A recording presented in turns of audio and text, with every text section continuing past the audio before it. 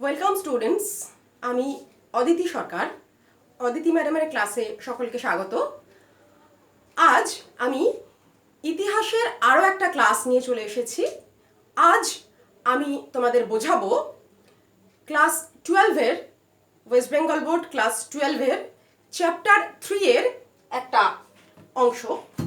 আজকে আমরা বোঝাবো দেওয়ানি লাভের তাৎপর্য এবং দ্বৈত শাসন ব্যবস্থা।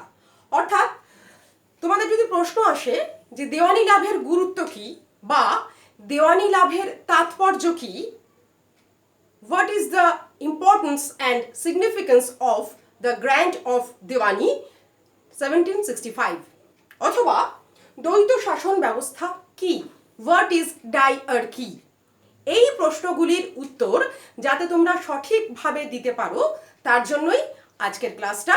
এসো আমরা খুব ভালো করে বুঝে নিই। দেখো, দেওয়ানি কথাটির অর্থ আমাদের আগে বুঝতে হবে। দেওয়ানি কি, দেওয়ানি ব্যাপারটা কি? দেখো, দেওয়ানি শব্দটির অর্থ হলো রাজস্ব আদায়ের অধিকার। এই রাজস্ব আদায়ের অধিকার কে, কবে, কিভাবে লাভ করলো, এটা আমাদের জানাটা প্রয়োজন। এইভাবে প্রশ্ন করলে কিন্তু আমরা এক এক করে উত্তরগুলো যেমন পাবো, আমাদের মূল উত্তরটাও কিন্তু সেই সঙ্গে খুব সুন্দর করে তৈরি হয়ে যাবে। দেখো, প্রথম কথা, কবে? 12ই আগস্ট 1765 খ্রিস্টাব্দে। অর্থাৎ দেওয়ানি লাভ হলো 12ই আগস্ট 1765 খ্রিস্টাব্দে। ঠিক আছে? কে? লাভ মানে কি? কেউ কাকে নিশ্চয়ই দিয়েছে। কে দিলেন?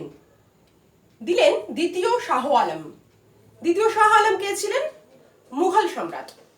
সেই সময়কার তৎকালীন মুঘল সম্রাট দ্বিতীয় শাহ আলম, দিল্লির বাদশাহ। কাকে দিলেন? ব্রিটিশ ইস্ট ইন্ডিয়া কোম্পানিকে। ঠিক আছে?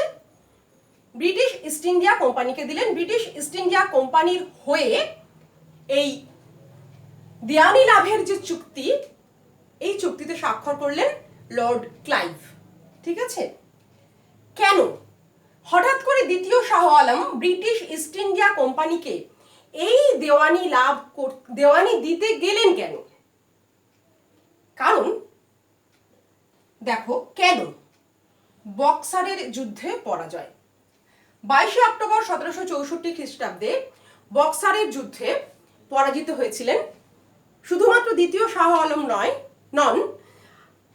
একটু পূর্ব কথা এক্ষেত্রে তোমরা নিশ্চয়ই মনে করতে পারছো যে 1757 খ্রিস্টাব্দে পলাশীর প্রান্তরে 23শে জুন বাংলার শেষ স্বাধীন নবাব সিরাজউদ্দৌলার পরাজয় ঘটে।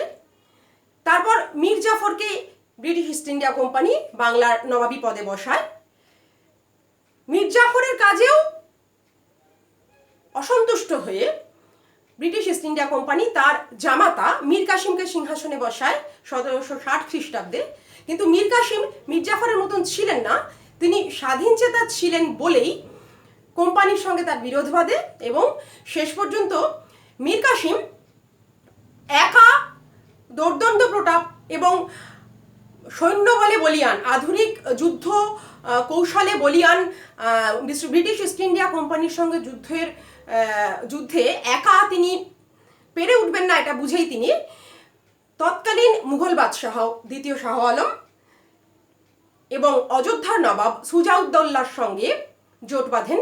এই তিন শক্তির মিলিত জোট বক্সারের যুদ্ধে 22শে অক্টোবর 1764 খ্রিস্টাব্দে পরাজিত হয় এবং সেই পরাজয়ের ফলে বাংলার নবাব মীর কাসিম তো তিনি পালিয়ে যান এবং পরবর্তীকালে নিহত হন। তারপর আবার মীর জাফরকে বসানো হয়। মীর জাফরের মৃত্যুর পর তার পুত্র নজমউদ্দৌলাকে বসানো হয়। নজমউদ্দৌলার সঙ্গে ব্রিটিশ ইস্ট ইন্ডিয়া কোম্পানির একটি চুক্তি হয়, সেটি আমি পরের পার্টে বলছি। অযোধ্যার নবাব সুজাউদ্দৌলার সঙ্গে একটি চুক্তি হয়, সেটাকে বলা হয় এলাহাবাদের চুক্তি, প্রথম চুক্তি, এলাহাবাদ ট্রিটি 1। এলাহাবাদ ট্রিটি 2 অর্থাৎ এলাহাবাদের দ্বিতীয় চুক্তি হয় হচ্ছে দ্বিতীয় শাহ আলমের সঙ্গে ব্রিটিশ ইস্ট ইন্ডিয়া কোম্পানির। সেই চুক্তিতেই কিন্তু এই দেওয়ানি দিয়ে দেন উনি ব্রিটিশ ইস্ট ইন্ডিয়া কোম্পানিকে। তার কারণ এই দেওয়ানি দেওয়ার মাধ্যমেই তিনি কিন্তু নিজের সম্রাট পদ, মুঘল সম্রাট পদকে বজায় রাখতে পারলেন। ঠিক আছে, এবার দেওয়ানির মাধ্যমে অ্যাকচুয়ালি কি পেল ব্রিটিশ ইস্ট ইন্ডিয়া কোম্পানি? দেখো কি কি। বাংলা, বিহার, উড়িষ্যার রাজস্ব আদায় ও দেওয়ানি বিচারের অধিকার। তখন বাংলা বলতে এখনকার বাংলা নিশ্চয়ই নয়, বর্তমান পশ্চিমবঙ্গ, বর্তমান আমাদের প্রতিবেশী রাষ্ট্র বাংলাদেশ, আমাদের পশ্চিমবঙ্গের প্রতিবেশী রাজ্য বিহার এবং উড়িষ্যা, এই তিনটে অংশ নিয়ে গঠিত ছিল সুবা বাংলা। সেই বাংলা, বিহার, উড়িষ্যার রাজস্ব, যাবতীয় রাজস্ব আদায়ের অধিকার দিয়ে দেওয়া হলো ইস্ট ইন্ডিয়া কোম্পানিকে, ব্রিটিশ ইস্ট ইন্ডিয়া কোম্পানিকে, এবং এই অঞ্চলের যাবতীয় দেওয়ানি বিচার অর্থাৎ অর্থ সংক্রান্ত যাবতীয় বিচারের ক্ষমতাও দিয়ে দেওয়া হলো ব্রিটিশ ইস্ট ইন্ডিয়া কোম্পানির হাতে। এবার এর ফলে তারা কি পেল? এর ফলে বিপুল ক্ষমতা পেল। বাংলা, বিহার, উড়িষ্যা একটা কৃষি, বনজ সম্পদ, শিল্প সমস্ত দিক থেকে তৎকালীন বাংলা অত্যন্ত উন্নত। তার রাজস্ব মানে একটা সোনার খনি, এই খনি তুলে দেওয়া হলো ব্রিটিশ ইস্ট ইন্ডিয়া কোম্পানির হাতে। এর ফলে কি হলো? এর গুরুত্ব যদি আলাদা করে বলতে হয় তাহলে আমরা কি বলবো? দেখো, আইনগত বৈধতা, পয়েন্টগুলো খুব ভালো করে খেয়াল করবে। আইনগত বৈধতা অর্থাৎ ব্রিটিশ ইস্ট ইন্ডিয়া কোম্পানি তারা 1757 খ্রিস্টাব্দের 23শে জুন পলাশির যুদ্ধে জয়লাভের পর থেকেই কিন্তু গোটা বাংলায় মির্জাফরকে নামে মাত্র নবাবী পদে বসিয়ে রেখে তারা গোটা বাংলায় নিজেদেরই আধিপত্য প্রতিষ্ঠা করেছিল। কিন্তু সেই রাজনৈতিক অর্থনৈতিক আধিপত্য তার কোনো আইনগত ভিত্তি ছিল না। এই 12ই আগস্ট 1765 খ্রিস্টাব্দে শাহ আলম, দ্বিতীয় শাহ আলম কর্তৃক দেওয়ানি প্রদানের মাধ্যমে ব্রিটিশ ইস্ট ইন্ডিয়া কোম্পানি বাংলায় রাজনৈতিক অর্থনৈতিক ক্ষমতা দখলের একটা আইনগত বৈধতা পেয়ে গেল। আচ্ছা, এরপর নবাবের ক্ষমতা হ্রাস খুব স্বাভাবিক। যেখানে রাজস্ব আদায়ের অধিকার, আইনগত বিচার ক্ষমতা সম্পূর্ণ অন্য একজনের হাতে তুলে দেওয়া হচ্ছে, সেখানে নবাবের ক্ষমতা যে কমবে এ তো বলাই বাহুল্য। ঠিক আছে, অর্থনৈতিক লুণ্ঠন, এর কোনো সীমা পরিসীমা নেই। কি হলো দেখো, অর্থনৈতিক লুণ্ঠনের প্রকৃতিটা কিরকম খুব ভালো করে ব্যাপারটা বুঝবে। ইংরেজ ইস্ট ইন্ডিয়া কোম্পানি তারা কি করলো? বাংলা, বিহার, উড়িষ্যার সব জায়গার তারা সব রকম রাজস্ব আদায় করছে। এই রাজস্ব তারা কি করছে? সাধারণত একটি দেশের, সে প্রাচীন কাল বলো বা এখনকার কাল বলো, সমস্ত রকম আদায়ী রাজস্ব সেটি কিন্তু দেশের পরিষেবার, দেশের জনগণের বা আগেকার দিনের প্রজাদের পরিষেবার কাজে ব্যবহৃত হতো। ইংরেজ ইস্ট ইন্ডিয়া কোম্পানি বাংলার রাজস্বকে ব্যবহার করলো কিসে? তাদের বাণিজ্যের মূলধন হিসাবে এটাকে ব্যবহার করতে শুরু করলো। ঠিক আছে, তাদের এদেশে তারা বাণিজ্য করতেই তো এসেছিল। এবার আর্থিক উন্নতি, বাণিজ্যে তাদের লাভ, এটা তাদের পাখির চোখ ছিল। এবার এই বাণিজ্যে যে মূলধন তাদের আনতে হতো দেশ থেকে, সেই মূলধন আর আনতে হলো না। তারা বুলিয়ান নিয়ে আসতো, সোনা রূপোর যে বাট বুলিয়ান, সেটা তাদের নিজেদের দেশ থেকে আসতো বাণিজ্যের মূলধন হিসাবে। দেওয়ানি লাভের পর থেকে বুলিয়ান আসা বন্ধ হয়ে গেল, কারণ মাছের তেলেই মাছ ভাজা হচ্ছে। বা আরেকটি প্রবাদ ব্যবহার করতে পারো, গঙ্গা জলে গঙ্গা পুজো, অর্থাৎ বাংলার প্রচুর আদায় হচ্ছে যে রাজস্ব, সেই রাজস্বকে তারা মূলধন হিসেবে বাংলাতেই বিনিয়োগ করছে বা ভারতেই বিনিয়োগ করছে। তা থেকে যে বাণিজ্যিক লাভ, সেই লাভের সবটাই চলে যাচ্ছে নিজেদের দেশে ইংল্যান্ডে। অর্থাৎ ইংল্যান্ডের অর্থনীতি বাংলার রাজস্বকে ব্যবহার করে ফুলে ফেপে উঠছে, বাংলার অর্থনীতি ক্রমাগত নিম্নগামী হচ্ছে। ঠিক আছে, এইভাবে তারা অর্থনৈতিক লুণ্ঠন চালালো। এরপর পরের পয়েন্ট, কোম্পানির মর্যাদা বৃদ্ধি, অর্থাৎ ব্রিটিশ ইস্ট ইন্ডিয়া কোম্পানির মর্যাদা বৃদ্ধি হলো প্রচুর। কার কাছে? আমাদের দেশের বাংলা ছাড়াও অন্যান্য যে দেশীয় রাজ্য সেইগুলোতে তাদের মনে হলো যে না, স্বয়ং মুঘল সম্রাট যাদের দেওয়ানি দিয়েছেন তাদের নিশ্চয়ই কোনো এলেম আছে। আর কাদের কাছে? ইংরেজ ছাড়াও ওলন্দাজ, ফরাসি, দিনেমার যে ইউরোপীয় শক্তি বা বণিক গোষ্ঠীরা ভারতে তখনও ছিল, তাদের কাছেও কিন্তু ইংরেজদের প্রচন্ড প্রতিপত্তি বেড়ে গেল, সম্মান বেড়ে গেল, যে না আর কোনো শক্তি কিন্তু এইরকম আইনগত বৈধতার জায়গায় পৌঁছতে পারেনি, যে বৈধতার জায়গায় পৌঁছলো ব্রিটিশ ইস্ট ইন্ডিয়া কোম্পানি। এবং এইভাবেই ব্রিটিশ ইস্ট ইন্ডিয়া কোম্পানি বাংলাকে সম্পূর্ণ রাজনৈতিক কর্তৃত্ব নিজেদের হাতে রাখা এবং তারপর গোটা ভারতে তাদের সর্বে সর্বা হয়ে ওঠার যে প্রথম ধাপ, সেই ধাপ কিন্তু এই দেওয়ানি লাভের মাধ্যমে তারা পেয়ে গেল। কেমন? এইবার আমরা আসি আমাদের আজকের পরবর্তী টপিকে, দ্বৈত শাসন ব্যবস্থা। এখন দেখো, দ্বৈত শাসন ব্যবস্থা কথাটির অর্থ কি? আমাদের সবার আগে দ্বৈত, দ্বৈত কথাটি এসছে দ্বি কথাটি থেকে, দয় বয় হস্যি। দ্বি কথাটির অর্থ হচ্ছে কি? দুই, অর্থাৎ দুজন মিলে শাসন।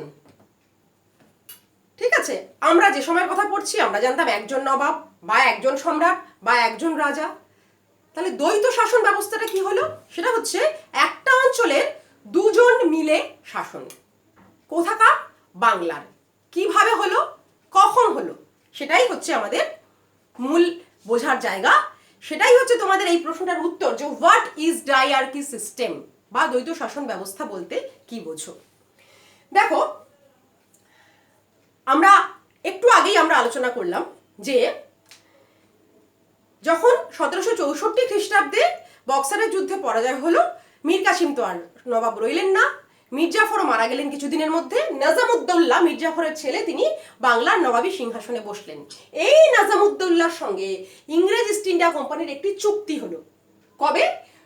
20 ফেব্রুয়ারি, 20th ফেব্রুয়ারি 1765, 1765 খ্রিস্টাব্দে। কি বলা হলো সেই চুক্তিতে?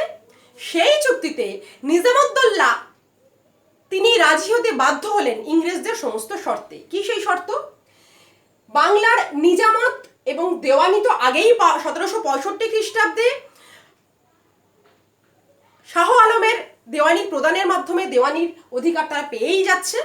নিজামত অর্থাৎ দেখো, মুঘল আমল অর্থাৎ ঔরঙ্গজেবের আমল থেকেই কিন্তু বাংলার শাসন ব্যবস্থাকে দুভাগে ভাগ করা হয়েছিল, নিজামত এবং দেওয়ানি। নিজামত কি? প্রশাসনিক, সামরিক, এই সমস্ত বিভাগটা, এই সমস্ত বিষয় দেখাশোনা, নিয়ন্ত্রণ করাটাকে বলা হতো নিজামত, যা ছিল সুবাদারের অধীনে। ঠিক আছে? আর দেওয়ানি হচ্ছে রাজস্ব আদায় এবং সেই সংক্রান্ত যাবতীয় কার্যকলাপ যে বিভাগ দেখতো, সেটা হচ্ছে দেওয়ানি, এবং তার প্রধান ছিলেন দেওয়ান। অর্থাৎ মুঘল সম্রাট বাংলায় নিজামত এবং দেওয়ান দুজন নিয়োগ করতেন। মুর্শিদ কুলি খাঁর আমল থেকে এই নিজামতি এবং দেওয়ানি দুটোই নবাবের হাতে আসে, নবাব সর্বেসর্বা বাংলায় হয়ে ওঠেন। এবার নিজামউদ্দৌলা করলেন কি? সেই নিজামতের সমস্ত দায়িত্ব কোম্পানির হাতে ছেড়ে দিলেন। অর্থাৎ বাংলার প্রশাসন, বাংলার সামরিক সমস্ত ব্যবস্থা সমস্ত দেখবে কে? British East India Company. আর দেওয়ানি লাভের মাধ্যমে পুরো দেওয়ানির যাবতীয় দায়িত্ব সেও পেয়ে গেল ইংরেজ ইস্ট ইন্ডিয়া কোম্পানি। অর্থাৎ বাংলার যাবতীয় কর্তৃত্ব এলো কার হাতে? ব্রিটিশ ইস্ট ইন্ডিয়া কোম্পানির হাতে। তার মানে সেই তো প্রকৃত শাসক। কিন্তু নবাব পদে কিন্তু বসে রইলেন নিজামউদ্দৌলা। অর্থাৎ শাসক দুজন, একজন নবাব পদে বসে রইলেন, আর একজন কোনো পদে বসে না থেকে সমস্ত কিছু নিয়ন্ত্রণ করার জায়গা পেয়ে গেলেন। এইভাবে নবাবকে তারা কিন্তু বৃত্তিভোগী করে রাখলো। অর্থাৎ বছরে এককালীন কিছুটা বৃত্তি দেওয়া হবে নবাবকে, নিজামউদ্দৌলাকে এককালীন কিছুটা বৃত্তি দেওয়া হবে। সেই বৃত্তির বিনিময়ে নবাব নবাবী পদে অধিষ্ঠিত হয়ে থাকবেন। নবাবী পদে অধিষ্ঠিত হয়ে থাকা মানে কি? আইনত কিন্তু বাংলার সমস্ত প্রজা, ভালো মন্দ, সামরিক, বেসামরিক, প্রশাসনিক, রাজনৈতিক, অর্থনৈতিক সমস্ত দায় তার, কিন্তু কোনো ক্ষমতা কিন্তু তার হাতে নেই। সমস্ত ক্ষমতা কার হাতে? ব্রিটিশ ইস্ট ইন্ডিয়া কোম্পানির হাতে। এইভাবে তৈরি হলো ক্ষমতাহীন দায়িত্ব এবং দায়িত্বহীন ক্ষমতা। ক্ষমতাহীন দায়িত্ব কার হাতে? বাংলার নবাবের হাতে। এবং দায়িত্বহীন ক্ষমতা কাদের? ব্রিটিশ ইস্ট ইন্ডিয়া কোম্পানির হাতে। এইভাবে শুরু হলো দ্বৈত শাসন, দ্বিমুখী শাসন ব্যবস্থা। 1765 খ্রিস্টাব্দে যা শুরু হলো তা 1772 খ্রিস্টাব্দ পর্যন্ত চলেছিল। 1772 খ্রিস্টাব্দে বাংলার গভর্নর লর্ড ওয়ারেন হেস্টিংস তিনি এই দ্বৈত শাসন ব্যবস্থার অবসান ঘটান। এবার দ্বৈত শাসন ব্যবস্থার ফলাফল বাংলার উপরে কি পড়লো, বা ইংরেজ ইস্ট ইন্ডিয়া কোম্পানি বা কিভাবে কত লাভ করতে পারলো। দেখো ফলাফলটা আমরা যদি আলোচনা করি, দেখো প্রথম পয়েন্ট আর্থিক শোষণ, এ তো বলাই বাহুল্য। যারা রাজস্ব আদায়ের অধিকার পেয়ে গেছে, মানে বাংলার গোটা বাংলা সুবা বাংলার অর্থনীতিটা তো তাদেরই হাতে, কিন্তু তাদের অর্থনৈতিক শোষণটার ধরনটা কিরকম, সীমাটা কিরকম দেখো। এই যে নিজামত এবং দেওয়ানি দুটো তারা পেল, তারা কিন্তু নিজেরাও পরিশ্রম করে খুব গুরুত্ব দিয়ে এটাকে পালন করলো না। তারা কি করলো, বাংলার নিজামত দেওয়ানির জন্য তারা নায়েব নাজিম বা নায়েব দেওয়ান বলে একটা পদ সৃষ্টি করলো। সেই নায়েব নাজিম পদে বসালো রেজা খাঁ। আর বিহারে তারা এই নায়েব নাজিম বা নায়েব দেওয়ান পদে বসালো সিতাব রায়কে। এই দুজন ইস্ট ইন্ডিয়া কোম্পানির হয়ে অকথ্য অত্যাচার, অকথ্য শোষণ চালালো অতিরিক্ত রাজস্ব আদায়ের জন্য। উদাহরণ দিই তোমাদের, যেমন 1764-65 এই বছরে, এই এক বছরে যে বাংলা থেকে আয় হয়েছিল 1,13,000 টাকা, মানে আদায়কৃত রাজস্ব, ঠিক পরের বছর 1765 থেকে 66 সেই রাজস্ব গিয়ে দাঁড়ালো 2,20,000 টাকা, প্রায় দ্বিগুণ। তার মানে বুঝতেই পারছো এক বছরে নিশ্চয়ই আমাদের উর্বরা শক্তি বা ফসলের ফলন দ্বিগুণ বেড়ে যায়নি। তার মানে কি পরিমাণ অর্থনৈতিক শোষণ করে এটা আদায় করা হয়েছিল। বিহারেও সিতাব রায়ের অত্যাচারের ফলে প্রায় 4 গুণ পৌঁছে গেছিল রাজস্বে। ঠিক আছে, এইভাবে অর্থনৈতিক শোষণ, এবং শুধুমাত্র যে কৃষি ক্ষেত্রের এই শোষণ তা নয়, বাণিজ্য ক্ষেত্রেও তামাক, সুপরি, লবণ এই রকম কিছু বিষয়ের এবং আরো বেশ কিছু দ্রব্যের একচেটিয়া বাণিজ্যের অধিকার নিজেদের হাতে নিয়েছিল কোম্পানি। বলার কেউ নেই, নায়েব তো বৃত্তিভোগী, তিনি পুতুল নবাব, এবং the power behind the thrown, মানে সিংহাসনের পেছনে আসল চালিকা শক্তি হিসেবে কাজ করছে ব্রিটিশ ইস্ট ইন্ডিয়া কোম্পানি। ফলত এই একচেটিয়া বাণিজ্যের ফলে আমাদের এখানকার বণিকরা তারা চরম ক্ষতিগ্রস্ত হতে শুরু করলো। তারা ক্ষতিগ্রস্ত হওয়া মানে বাংলার অর্থনীতি ক্রমাগত ছিবড়ে হয়ে যাওয়া। তার কারণ এই ব্রিটিশদের একচেটিয়া বাণিজ্যের কোনো ফলাফল তো বাংলার অর্থনীতিকে ভালো দিকে নিয়ে যাবে না। তারা তো শোষণ করছে, নিজেদের দেশের অর্থনীতিকে উন্নত করছে। ঠিক আছে, পরবর্তী পয়েন্ট বাংলার অর্থের অপব্যবহার। এটা আমাদের একটু আগেই আমাদের আলোচনা হয়ে গেছে যে তারা নিজেদের দেশ থেকে যে মূলধন আনতো ব্যবসায় বিনিয়োগের জন্য, সেটা আনা তারা বন্ধ করে দিয়েছিল। তারা কি করলো, তারা নিজেদের দেশের সোনার উপর বাট বুলিয়ানের বদলে আমাদের দেশেরই বাংলার আদায়কৃত রাজস্বই নিজেদের ব্যবসায় মূলধন হিসেবে বিনিয়োগ করছে, লাভ করছে। সেই লাভ কোথায় নিয়ে যাচ্ছে, নিজেদের দেশে। দুর্নীতি তো সীমাহীন, দুর্নীতি সর্বত্র ছিল। যেহেতু এখানে নবাবের কোনো ক্ষমতা অ্যাকচুয়ালি ছিল না, দেখা গেল যে ইস্ট ইন্ডিয়া কোম্পানির উঁচু থেকে নিচু যাবতীয় কর্মচারীরা অসম্ভব দুর্নীতিগ্রস্ত। যে কোনো কাজের জন্য এদেশের লোকদেরকে ঠকিয়ে ঘুষ নিয়ে দুর্নীতি একেবারে সর্বব্যাপী করে ফেলল, যার ফলে বাংলায় একটা সীমাহীন বিশৃঙ্খলা সৃষ্টি হলো। মানুষের মধ্যে একটা অত্যন্ত ভয়ের পরিবেশ সৃষ্টি হয়ে গেল। লুণ্ঠন, দেখো লুণ্ঠন তো শুরু হয়ে গিয়েছিল পলাশীর যুদ্ধের, সিরাজউদ্দৌলার পরাজয়ের পর থেকেই, এবং দেওয়ানি লাভের পর থেকেই এই লুণ্ঠন আরো বেশি মাত্রা নিল। এই লুণ্ঠন মানে এমন ছিল শুধু যে রাজস্ব আদায়কৃত লুণ্ঠন বা ঘুষের দ্বারা লুণ্ঠন তা কিন্তু নয়, অদ্ভুত রকমের, মানে ছোট বড় সমস্ত ইংরেজ কর্মচারীরা তাদের যেন এদেশের সোনা দানা গয়না হিরে জহরত ধন রত্ন এমনকি আসবাবপত্র পর্যন্ত সেখান থেকে তাদের লুট করার অধিকার ছিল। মানে সেই রকম তখন মানে ইংল্যান্ডে দেখা গেছিল বড় বড় শহরগুলিতে, অভিজাত এলাকায়, অভিজাত পরিবারের বাড়িগুলিতে তাদের আভিজাত্যের প্রতীক হয়ে উঠেছিল তারা ভারত থেকে, ইন্ডিয়া থেকে কত কি সাবেকি দামি দামি জিনিস নিজের বাড়িতে আনতে পেরেছে। এই রকম একটা লুণ্ঠন চলেছিল, এবং কৃষি বাণিজ্য রাজস্ব এই লুণ্ঠন তো আমি এতক্ষণ আলোচনা করেই দিয়েছি তোমাদের। পরবর্তী পয়েন্ট দেখো, কৃষক উচ্ছেদ।